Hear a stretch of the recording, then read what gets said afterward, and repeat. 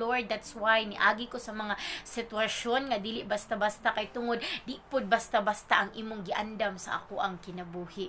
That's how great is our God. As of now, as of this moment, pasalamatan nato ang tanang sitwasyon nga niabot sa atong life. It's a part of the process.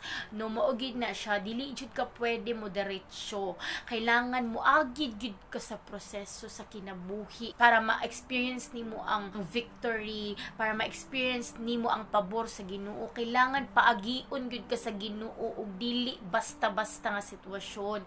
Tanan na dinhaa imong maagian. Yes, it's so hard, pero pag naa si God, mawala gid na siya, ma-overcome gid nimo.